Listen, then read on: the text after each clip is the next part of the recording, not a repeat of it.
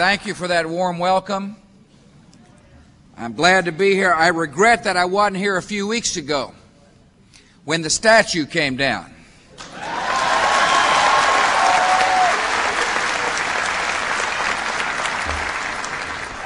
I understand you had quite a party.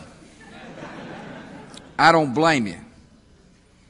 A lot of the people in the Detroit area had waited years for that great day.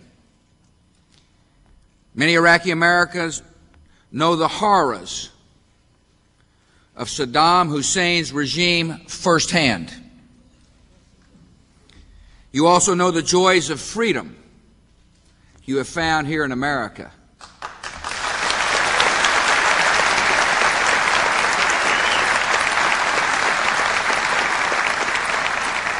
You are living proof the Iraqi people love freedom, and living proof the Iraqi people can flourish in democracy.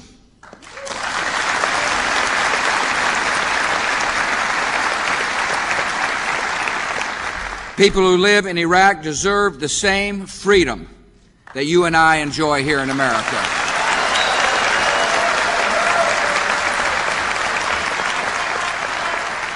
And after years of tyranny and torture, that freedom has finally arrived.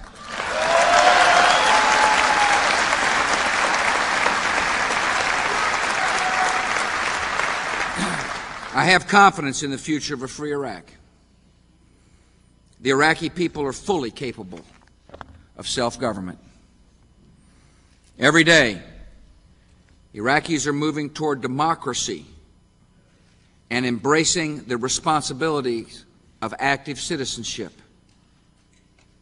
Every day, life in Iraq improves as coalition troops work to secure unsafe areas and bring food and medical care to those in need. America pledged to rid Iraq of an oppressive regime, and we kept our word. America now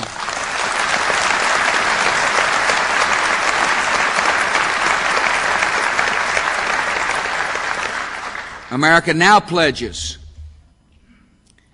to help Iraqis build a prosperous and peaceful nation, and we will keep our word again.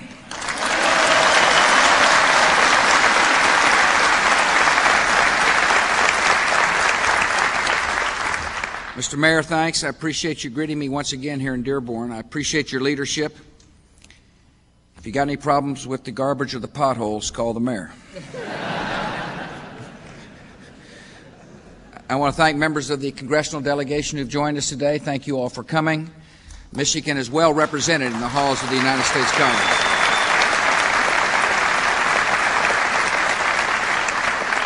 I want to thank the folks from the state government who have joined us today and local governments.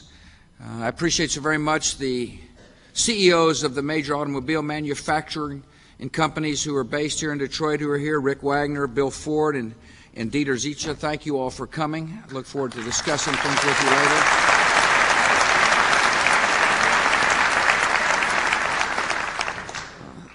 Right before I came in here, I had the opportunity to meet with some extraordinary men and women, our fellow Americans, who knew the cruelties of the old Iraq. And like me, they believed deeply in the promise of a new Iraq. I spoke with Najda Ighali, a Sunni Muslim from Basra, who moved to the United States 5 years ago. Najda learned the price of dissent in Iraq in 1988, when her brother-in-law was killed after laughing at a joke about Saddam Hussein in a house that was bugged.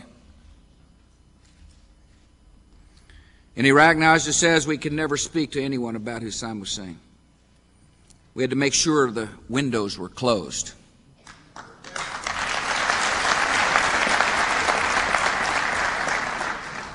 The windows are now open in Iraq.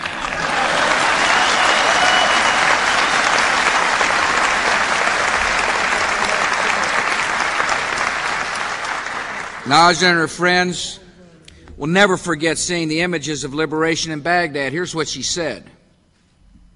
We called each other and we were shouting. We never believed that Saddam Hussein would be gone. It's gone.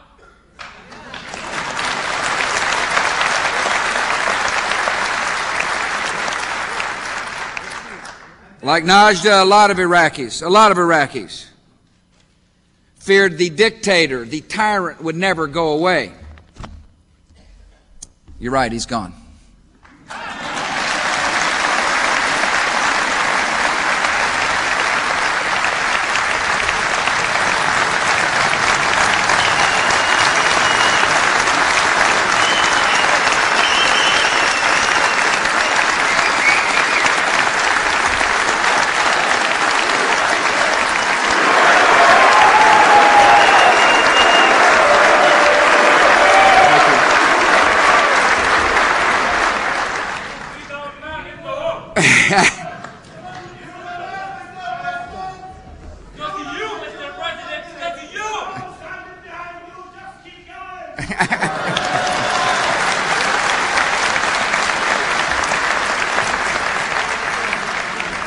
We love free speech in America.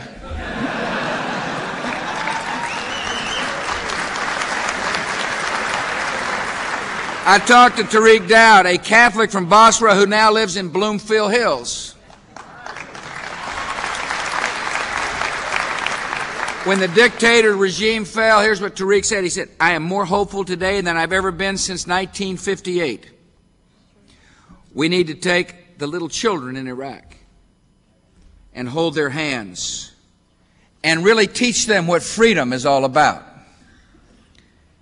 He says the new generation could really make democracy work.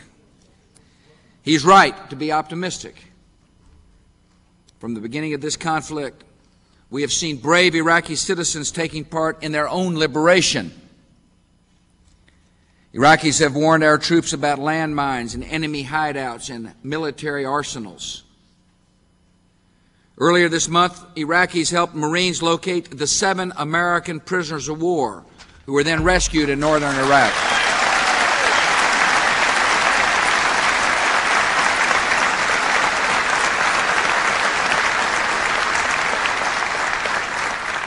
One courageous Iraqi man gave Marines detailed layouts of a hospital in Al-Naziriyah, which led to the rescue of American soldier Jessica Lynch.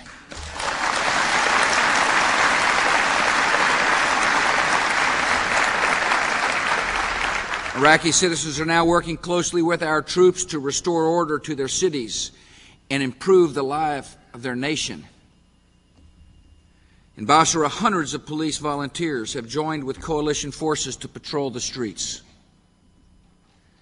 In Baghdad, more than 1,000 citizens are doing joint patrols with coalition troops. And residents are also working with coalition troops to collect unexploded munitions from neighborhoods and repair the telephone system. People are working to improve the lives of the average citizens in Iraq.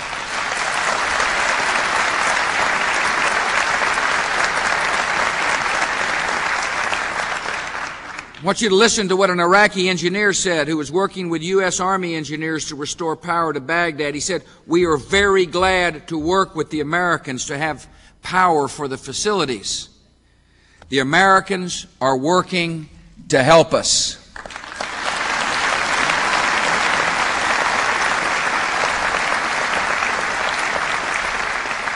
Iraqi Americans, including some from Michigan, are building bridges between our troops and Iraqi civilians.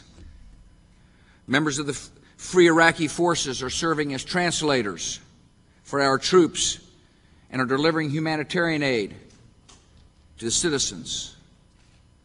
One of these volunteers, an Iraqi American who fled Saddam Hussein's regime in 1991, recently returned to his homeland with the 101st Airborne Division. A few weeks ago, when he first saw the cheering crowds of Iraqis welcome coalition troops in Hilla, he wept. He said people could hardly believe what was happening. And he told them, believe it, liberation is coming.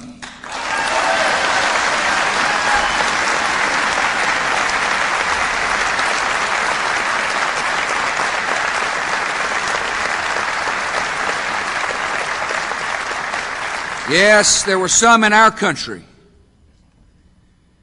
who doubted the Iraqi people wanted freedom, or they just couldn't imagine they would be welcoming to a liberating force. They were mistaken, and we know why. The desire for freedom is not the property of one culture. It is the universal hope of human beings in every culture.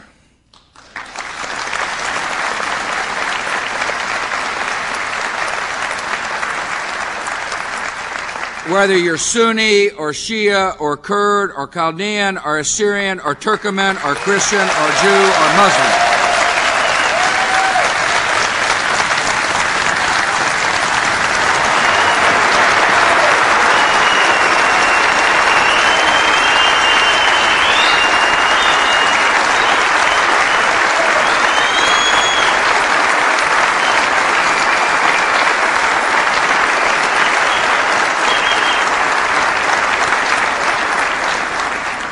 No matter what your faith, freedom is God's gift to every person in every nation.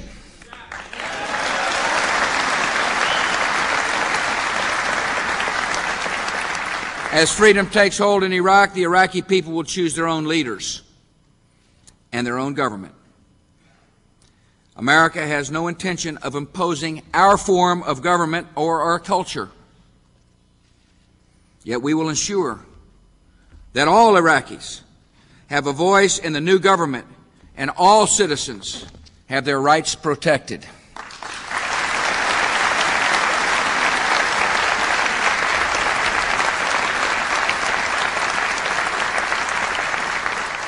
In the city of Al-Nasiriyah, where free Iraqis met recently to discuss the political future of their country, they issued a statement beginning with these words: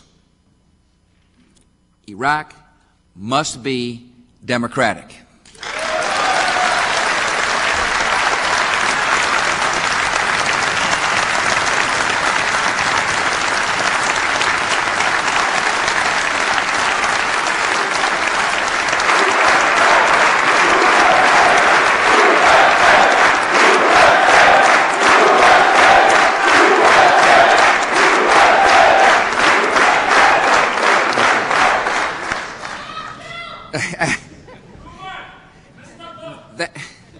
That historic declaration expresses the commitment of the Iraqi people and their friends, the American people.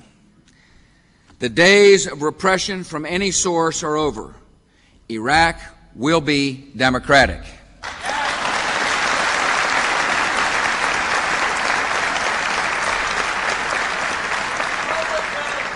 The work of building a new Iraq will take time.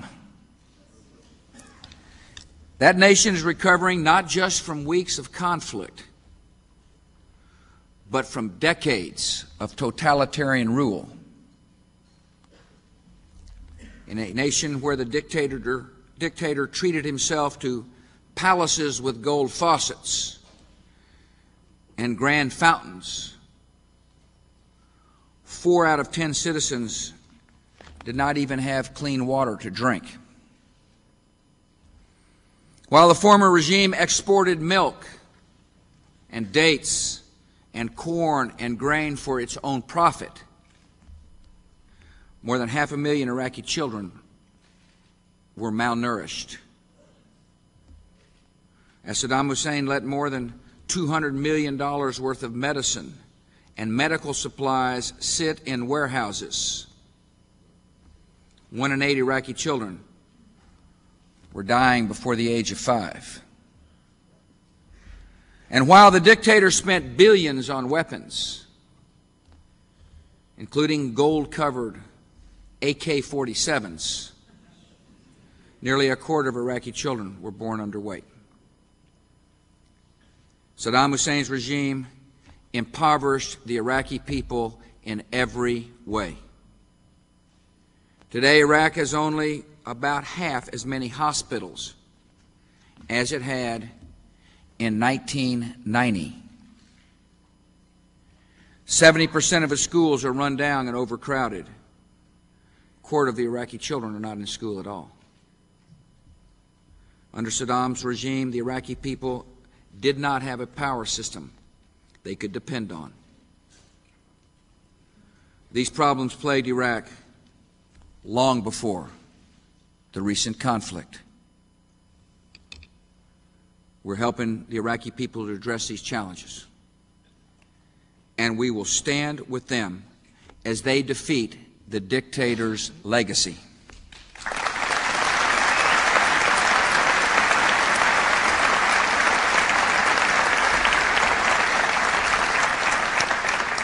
Right now, engineers are on the ground working with Iraqi experts to restore power and fix broken water pipes in Baghdad and other cities.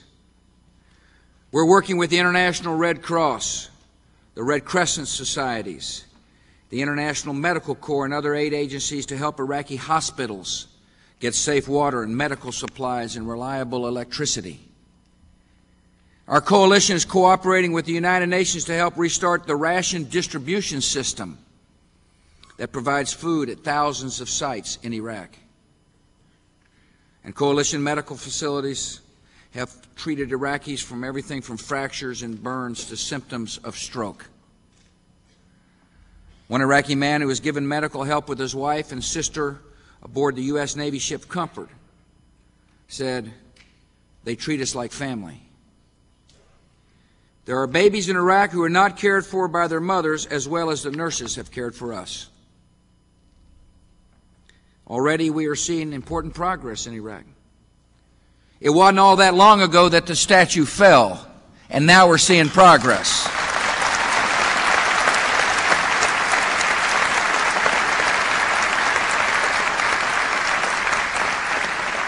Rail lines are reopening and fire stations are responding to calls. Oil, Iraqi oil, owned by the Iraqi people, is flowing again to fuel Iraq's power plants. In Hilla, more than 80% of the city has now running water. City residents can buy meats and grains and fruits and vegetables at local shops. The mayor's office and city council have been reestablished. In Basra, where more than half of the water treatment facilities were not working before the conflict, more than half weren't functioning. Water supplies are now reaching 90% of the city. The opulent presidential palace in Basra will now serve a new and noble purpose. We have established a water purification unit there to make hundreds of thousands of liters of clean water available to the residents of the city of Basra.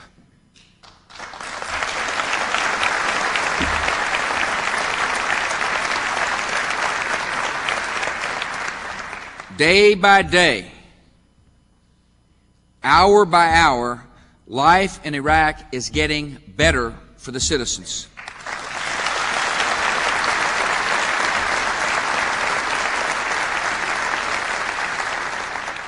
Yet much work remains to be done. I have directed Jay Garner and his team to help Iraq achieve specific long-term goals, and they're doing a superb job. Congress recently allocated nearly $2.5 billion for Iraq's relief and reconstruction. With that money, we are renewing Iraq with the help of experts from inside our government, from private industry, from the international community, and most importantly, from within Iraq.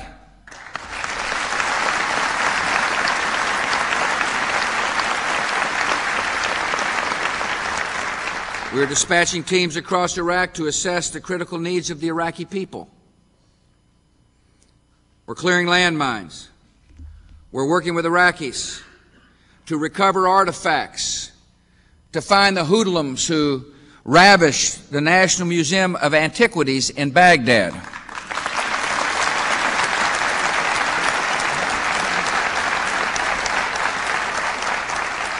Like many of you here, we deplore the actions of the citizens who ravaged that museum.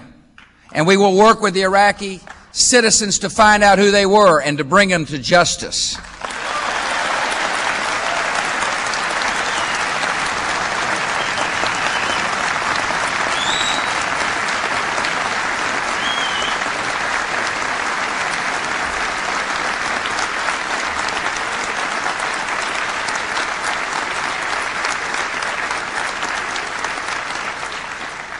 We are working toward an Iraq where, for the first time ever, electrical power is reliable and widely available. One of our goals is to make sure everybody in Iraq has electricity. Already, 17 major power plants in Iraq are functioning. Our engineers are meeting with Iraqi engineers. We're visiting power plants throughout the country and determining which ones need repair, which ones need to be modernized, and which ones are obsolete. Power plant by power plant. More Iraqis are getting the electricity they need. We're working to make Iraq's drinking water clean and dependable. American and Iraqi water sanitation engineers are inspecting treatment plants across the country to make sure they have enough purification chemicals and power to produce safe water. We're working to give every Iraqi access to immunizations and emergency treatment, and to give sick children and pregnant women the health care they need. Iraqi doctors and nurses and other medical personnel are now going back to work. Throughout the country, medical specialists from many countries are identifying the needs of Iraqi hospitals for everything from equipment and repairs to water to medicines. We're working to improve Iraqi schools by funding a back-to-school campaign that will help train and recruit Iraqi teachers, provide supplies and equipment, and bring children across Iraq back into clean and safe schools.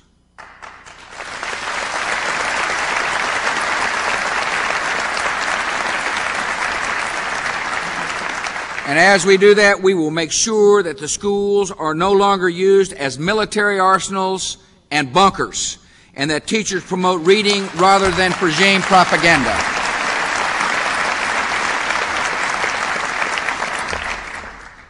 And because Iraq is now free, economic sanctions are pointless.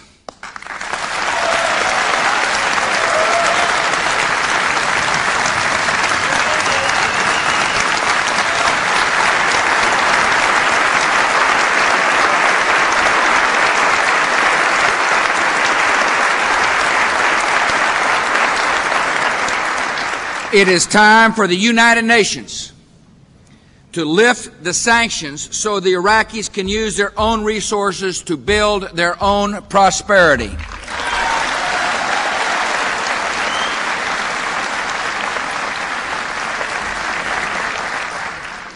Like so many generations of immigrants, Iraqi Americans have embraced and enriched this great country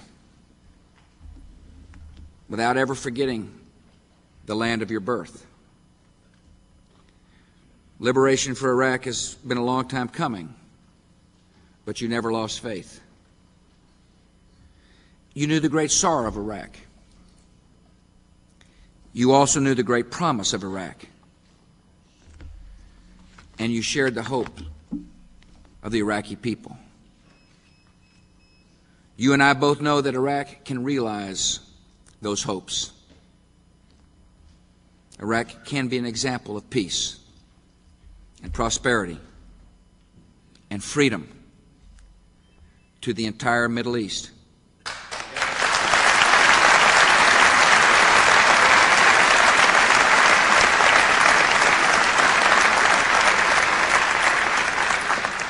It'll be a hard journey,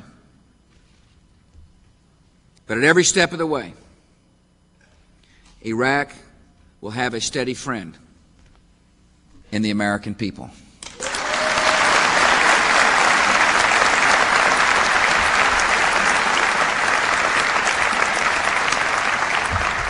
May God continue to bless the United States of America, and long live a free Iraq.